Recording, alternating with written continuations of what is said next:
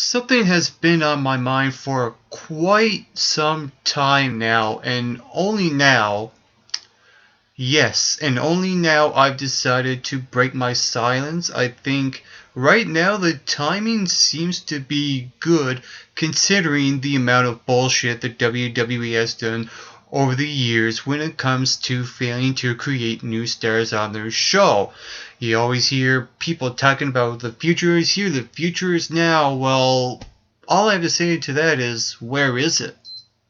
I mean, we have a show called NXT, a show that I've been watching pretty much since very close to the beginning of NXT, and I really enjoyed this show. It's a really good program to watch, especially because it's only an hour long, and it beats a long, boring 3-hour episode of Raw. It really does. It's more exciting, it's more fresh, it's more energetic, especially with the crowd. It feels more natural that it is on NXT than it does on Raw, because when I hear the crowd reaction on Raw, sometimes it feels forced.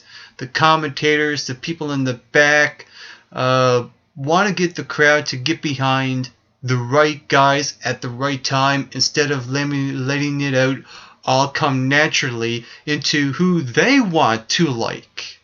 And there's a difference in that. And I think that NXT is a far better show than the WWE flagship show Monday Night Raw. It really is. Based on not only that, but based on the pool of talents that they have. NXT has a really good talent base, even though they're very limited. So is Raw. But wow, NXT just has something that caters to the hardcore fans and fans like myself who enjoy the wrestling aspect of the wrestling business as a whole. And I really dig this show. It's a good show. Despite that sometimes that NXT will produce a bad show, but still comes out looking better than a 3-hour Raw sometimes. It's weird how that works, and I really don't understand it, and I think something needs to happen. But this video is not necessarily about the differences between Raw and NXT. This is about something that has been going on for a while, and now I'm finally breaking my silence. And it is about how WWE Raw uses their talent from NXT. And this is what I believe. When the NXT talent goes up to Raw and to develop their characters and develop their craft in the ring and to develop their mic skills, etc., etc., etc., I just don't think that they're used right at all. In fact, I think it sucks that how the WWE treats their NXT talents. It's like Vince McMahon telling Triple H, the creator of NXT, you know what? You can do things down here on NXT, but when they get up to Raw, we're going to do things the Vince McMahon way, the old and senile and out of touch way. And it's ridiculous, and it needs to stop. And it needs to stop right now, because I'm getting tired and fed up of what Vince McMahon and the WWE is doing with the NXT talent. It sucks. And I'm about to tell you why.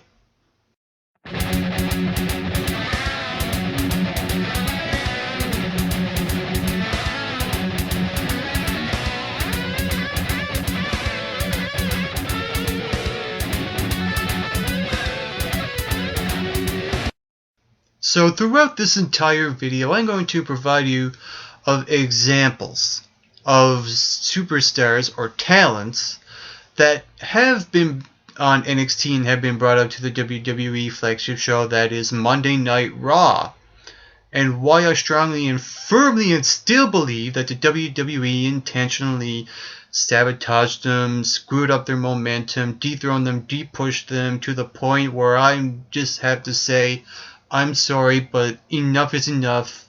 I need to get this off my chest. So, the first example I have is the Wyatt family. And in particular, Bray Wyatt. When they first started off NXT, done some Bray Wyatt promo vignettes before he debuted. When he debuted, he came out with this rocking chair and he started doing these weird and creepy and cryptic promos that I really enjoyed, and I felt like the WWE has something new, something different, something really exciting. And I would like to see the progression of this going forward. And then they bring in Luke Harper. Then they bring in Eric Rowan the week after. Now they have the stable called the Wyatt family. And I'm like, okay, maybe there's more people coming in. Well, that never really happened. But beside the point is that we got new talent. Oh, the Wyatt family. And my first impression of the Wyatt family was pretty good. In my humble and personal opinion, the Wyatt family still is and forever will be one of my favorite NXT talents that came up from NXT. I think their write-off was done well. I think that they were used very well on NXT, and I applaud NXT for doing just that. I mean, you have the Wyatt family win the NXT Tag Team Champions shortly after a tournament that was won by the British Invasion, I do believe it was, and then they dropped the titles to the Wyatt family. So I really enjoyed that, and they had a really good run with the NXT Tag Team Championships shortly after, or somewhere around along those lines. I don't know if it was before or after, but Bray Wyatt had a great one-on-one match with Chris Jericho on NXT. Their first encounter that they had turned out to be a really good match. And they get to the main roster, and I thought they had a really good, strong debut. They took out Kane before Kane was going to be in the Money in the Bank. They took him out. They took him out of the Money in the Bank match. Okay, I was like, okay, so far so good. Good debut. And they started moving it along with a feud with Kane. It was okay, not the best, but they got the point across. And the point across was that they established that Bray Wyatt and the Wyatt family are the new guys on the show. They're the new creepy, supernatural type of forces that are on WWE Raw, and I dig it. This is something good. So they build them up even more, putting them in more matches and more tag team matches. And I think it's a shame that the WWE didn't go all the way with Luke Harper and Eric Rowan when they probably should have won the WWE Tag Team Championships. I think that was a big mistake on the part of the WWE, and they're probably kicking themselves right now for not doing that. And then they decided to go off the rail, and for some reason they gave him the Cena treatment. But before I get into the whole Cena treatment thing, let's just talk about a little bit with the Wyatt family feud with John Cena. The build-up to the Wyatt family and John Cena. It was pretty good up until the point where they had the match at WrestleMania, and the payoff, it was gone. John Cena should have never won that match. That was Bray Wyatt's match to win. And I still strongly and firmly believe that Bray Wyatt should have won that match against John Cena at WrestleMania. And then the pay-per-view after, Extreme Rules, Steel Cage match with John Cena. And it took a kid to beat John Cena. How ridiculous. And then we get to the next pay-per-view event, Payback. And John Cena wins again. Again with the John Cena treatment. And then, not only that, remember when I was talking about Bray Wyatt having a really good match with Chris Jericho on NXT? They should have continued that with the feud with Chris Jericho. They could have brought that up somewhere along the lines, and they didn't do that. And it was a crappy feud. It was very disappointing. They could have done a lot more with the whole Bray Wyatt and Chris Jericho feud. It was just one of the most disappointing things in 2014, as far as I can tell. So, And you have Money in the Bank. He doesn't win there. He's in a feud with Dean Ambrose. It's a lose-lose situation because Dean Ambrose is over with the crowd. People love Dean Ambrose. People don't want to see Dean Ambrose lose and get beat up, but they do want to cheer him a lot more and want him to succeed a lot more and want him to win matches. I get it. I think Dean Ambrose coming out of that feud with Bray Wyatt even hurt his momentum. And it was at the expense of Bray Wyatt trying to get his momentum back. It's a lose-lose situation all over the place here. It's ridiculous how WWE books their talents and who they should be booked with and who they should not be booked with. This was a good example of two guys that should not be booked with in a feud. Dean Ambrose and Bray Wyatt. And the more I think about it, that feud should have never happened. And we had the ambulance match. It was an okay match. No, I wasn't going crazy or nuts over it. And they have Bray Wyatt win. And from what I understand, that Bray Wyatt was the most dominant guy in that feud. And I get it. I guess they want to set up Bray Wyatt versus The Undertaker at WrestleMania 31. But damn it all, I would be behind Bray Wyatt versus The Undertaker if it weren't for the John Cena treatment that he got earlier in the year. And this is a really good example of how the WWE sabotages their own talent. Another good example, Bad News Barrett. And my only excuse with Bad News Barrett is that every time he gets momentum, he gets injured. Comes back, gains momentum, and he gets injured again. But sometimes the WWE just doesn't get it with Wade Barrett, and I don't think that they ever will. And this is a guy that came onto NXT Season 1, won NXT with his pro Chris Jericho, and I remember a certain promo where he first got on the microphone and he actually won over the crowd in an instant. And I don't think a lot of people in the WWE, the talent in the ring, can pull off a promo on their very first try and kind of get that reaction that they get, even if that the crowd is on NXT or Raw or SmackDown. I mean, you have something here. Wade Barrett is a guy who's 6'7", weighs 275 pounds. He's British. He's good on the microphone. What more do you want? This guy should be World Heavyweight Champion by now if it weren't for the WWE screwing the pooch on this guy. I mean, they bring him in. Bare Knuckle Brawler. Bad News. The Barrett Barrage. And all this other stuff. And they're trying to work things out with all these gimmicks and it just doesn't work. But now they got this shit going with the whole Bad News Barrett thing. It gets over well with the crowd, and the crowd reacts to it. I think Wade Barrett's insults are a lot better on his opponents than he is on the fans. And what I like about Wade Barrett is that he's a guy that has a certain thing about him. I mean, every single talent has a certain thing about him, but Wade Barrett has something that I don't think anyone else has on the WWE roster. And that's just a natural brawling, hardcore type of style.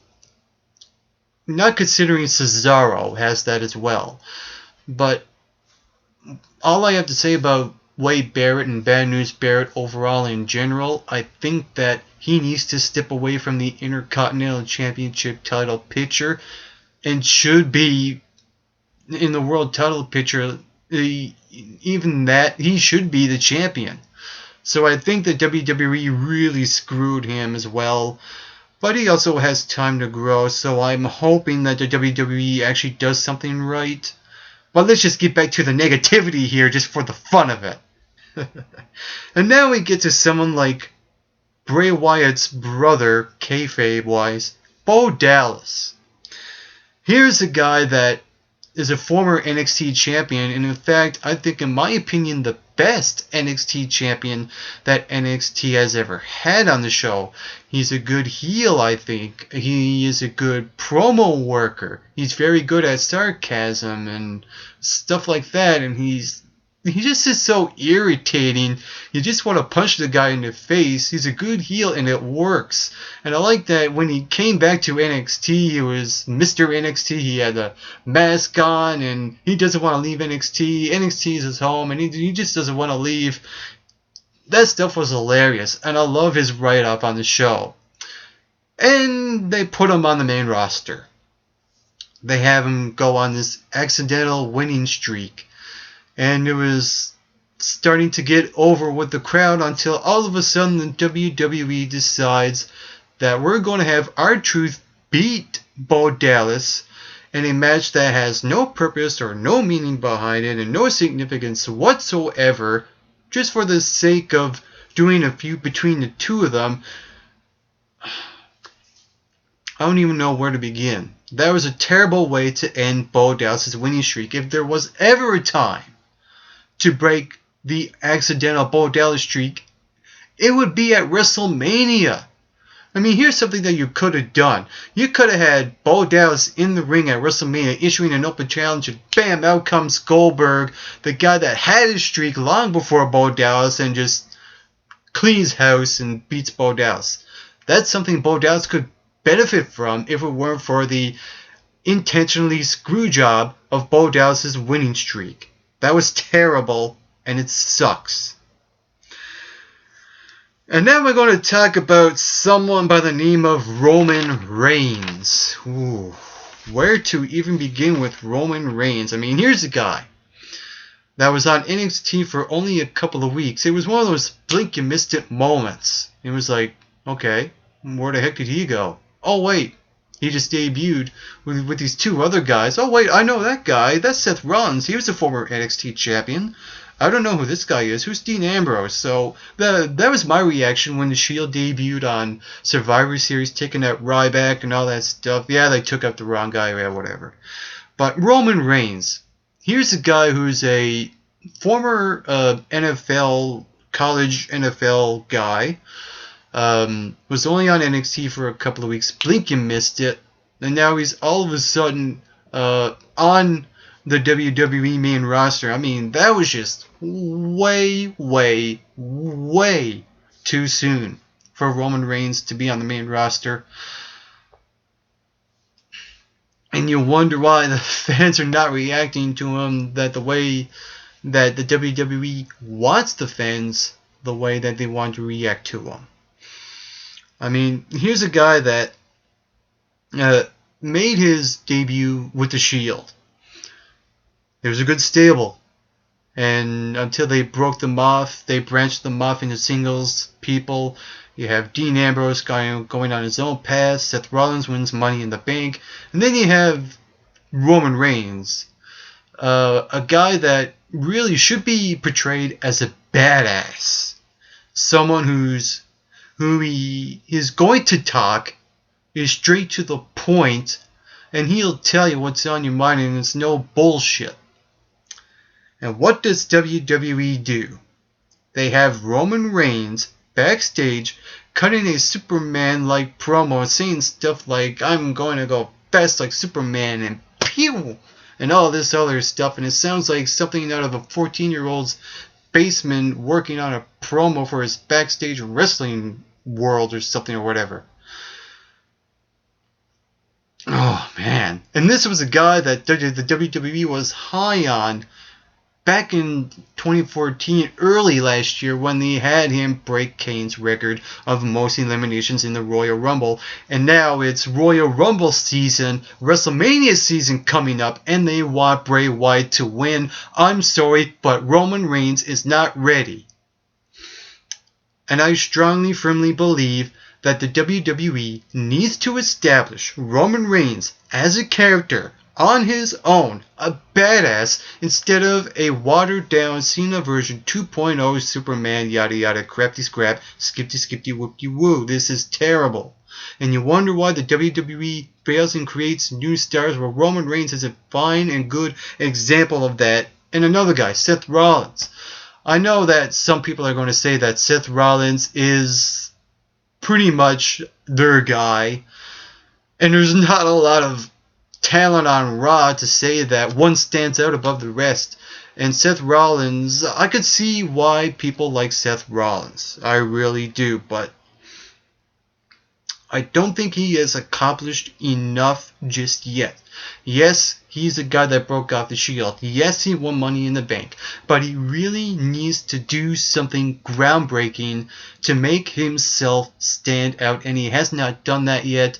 I think the only thing that the WWE is really screwing with Seth Rollins here is that when it comes to important matches, it's always some sort of screwy finish, and I really think that the WWE really needs to have Seth Rollins win clean in important and very important matches. And that's something that really needs to happen soon and quick. I mean, I don't care if Seth Rollins cashes in the Money in the Bank, kind of like the way Edge done in the past, but wow, I think the WWE really needs to do something better with Seth Rollins and do something big with him before it's too late, before they really sabotage him. And I really feel bad, and I think it's only a matter of time that the WWE will eventually do that to Seth Rollins. I just don't have any hope of Seth Rollins doing anything groundbreaking, because I think either Seth Rollins is afraid or the WWE is afraid that Seth Rollins will break through the glass ceiling and pass John Cena, because apparently if you're not John Cena, if you're not Triple H, if you're not Randy Orton, then why the heck are you here? And now we get to, well, let's just go off the rails here and talk about guys that are pretty much, comedy relief sometimes. And one guy in particular, Adam Rose. I mean, here's a guy, when the vignette started on NXT, the fans were ready. And he had a grand entrance on NXT, and the fans were behind him. He had a cult following with this party. And the way the fans react to Adam Rose on NXT is just absolutely... I'm just speechless how the fans dig Adam Rose and the Adam Rose character, and sometimes they just want to have a party and they want to have fun. And I think that NXT misses Adam Rose a lot, and I think they should bring him back down. I really do.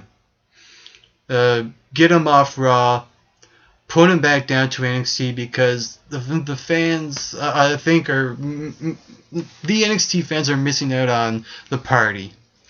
And but here's the thing about Adam Rose. Here's a guy that was really fun and entertaining on NXT. Yeah, he was a laughingstock. Yeah, his career is not going to go anywhere, I get it. But sometimes they need a little bit of comedy relief on the show, and Adam Rose was just that. And when they brought him up to NXT, one thing I noticed right away is that the fans did not react as much as the NXT fans do with Adam Rose and the Rosebuds. And I think it's a shame that the WWE has to force the fans to like the guy when it really should come naturally. I know I sound like a broken record, but it just needs to be said again, because the WWE just doesn't get it. They don't get it with Adam Rose. He's supposed to be a fun guy. Yeah, sometimes a little irritating, but that's the beauty of the Adam Rose character. But it's not Adam Rose's fault that he's not going over with the crowd. It's the WWE and how they book Adam Rose.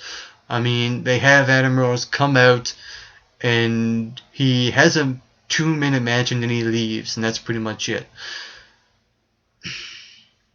It is kind of lame if you really think about it, so I'm just going to continue on. Even Xavier Woods. Xavier Woods is a guy that had some sort of following on NXT. He was a cool guy. It's Morphin Tom. He had this weird finishing maneuver, and the fans were really starting to warm up to Xavier Woods, only to get pushed onto Raw, probably forced too much to be on Raw, probably just to sell merchandise and all that other stuff. And he became the fastest rising jobber on Raw, and that's pretty much all you need to know. Now let's talk about some of the divas that have been on NXT and now coming to Raw. And the first name I want to throw out there is someone by the name of Paige. Paige, if you don't know who she is, she's 22. She's from Norwich, England. And she's been wrestling pretty much most of her life, ever since she was like 7 or 12 years old or something like that. So she's pretty much a veteran at such a young age. And that's saying something in today's WWE, and it's something that you don't see very often anymore. I mean, besides Natalya, who else do you have as that wrestling diva? I mean, that's something. I mean, I don't mean to sugarcoat it by any stretch of the imagination, but damn, Paige is a good wrestler, and I've seen it on NXT. And what I like is that NXT decided to put the title on her, the NXT Women's Championship, when they introduced the NXT Women's Championship. That was a great move. They had a great match. Paige and Emma stole the show at NXT Arrival. That was awesome. Now they have something here. They have Paige as the NXT Women's Championship. She goes on a really good run as the NXT Championship. And then she makes her debut on the night after WrestleMania and wins the Divas Championship, which, looking back at it now, was probably way too early and way too soon.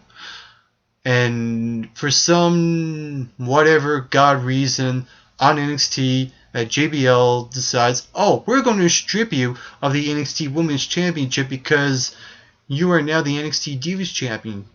Why?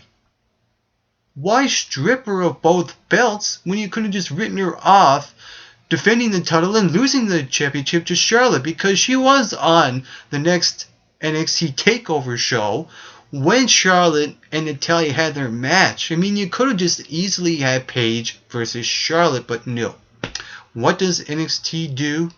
They decide to strip Paige of the championship, put her in a tag team match where she's not used right, and when she is used in the match, she gets quickly pinned. Okay, not a very good write-off on NXT, but that does not excuse what WWE Raw has done with her. Here you have her make her debut, win the championship, only to lose it. And ever since she was the Divas Championship, she goes on her random matches over and over with no purpose and no consequence. And it was pretty much a boring Divas Championship run.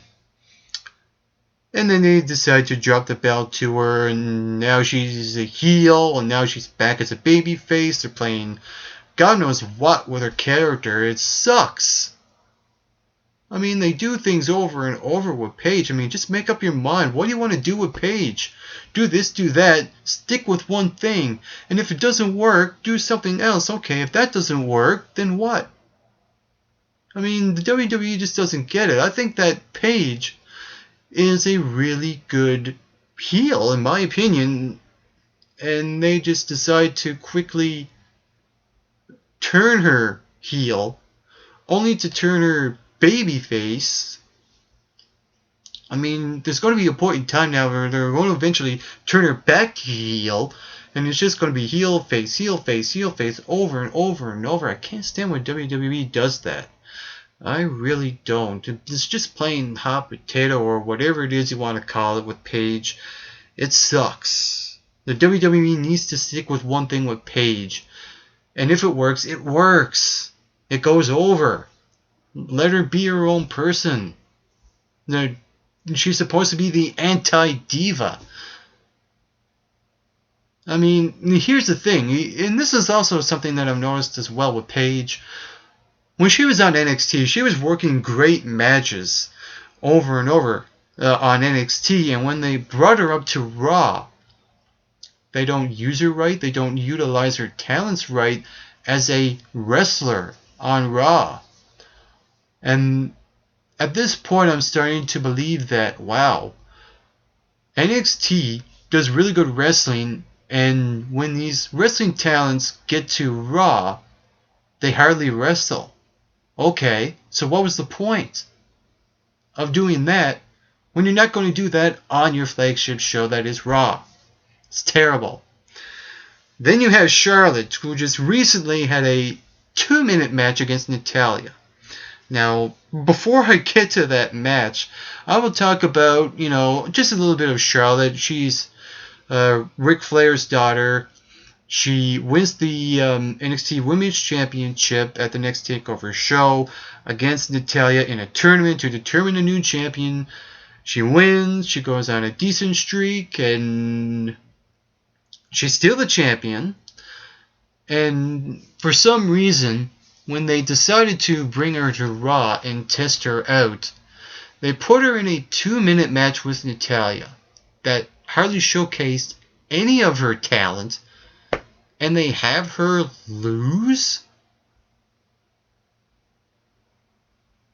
I mean, sometimes I knock the WWE for doing the same old shit over and over. When someone debuts, they have to win. No, that's not the case. They can lose, but they have to have a good match for them to lose. I mean, I would have been fine if Charlotte had a match with Natalya and they had a decent 7 to 10 minute match, a good wrestling match, a match that told a good story in the ring, instead of a 2-minute lame ass match that hardly showcased Charlotte whatsoever, only to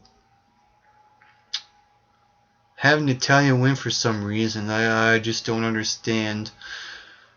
I just don't understand. And then you have, Emma pretty much screwed herself up.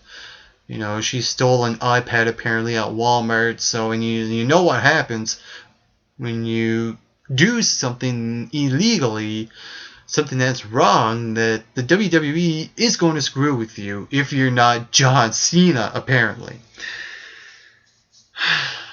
And then we get to what happened on Monday Night Raw on Monday. The Ascension. Okay, here's the thing. I'm a big Ascension fan. I think they're one of the few talents on NXT that were really good. I like the Ascension. And they were the longest reigning NXT Tag Team Champions. And I think that the reincarnations of the Ascension, as they progressed, were not half bad. I mean, you have Conor O'Brien and Kenneth Cameron when they debuted. I'm like, yeah, this is cool. This is pure gothic. And the WWE decided that when they debuted on Raw, they decided to make them look like the Road Warriors. Okay, here's the thing. I'm alright with the Ascension kind of debuting like that, because if you're going to grow as an individual, or in this case as a tag team, you need to establish that on Raw we're going to be a little bit different than what we are on NXT. I get it. But on Raw, JBL buried the Ascension on commentary.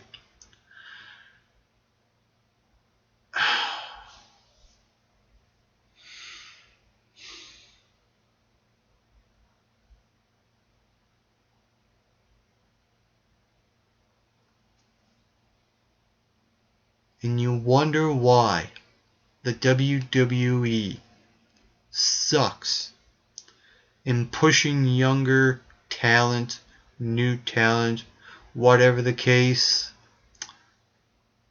This is the final blow for me, man. I just don't get it. I just don't understand it. I mean, God rest War Warrior Hawk. I really do. A lot of respect for the guy. Guy's a legend. The Road Warriors, one of the best tag teams, probably the best tag team of all time. And for JBL to sit there and even though you could say that he's still having respect for World Warrior Hawk, it was at the expense of the growth of the Ascension. I mean, JBL is supposed to make the Ascension look good instead of burying him the way that he did. That was terrible. And I'm sorry, but this was just wrong.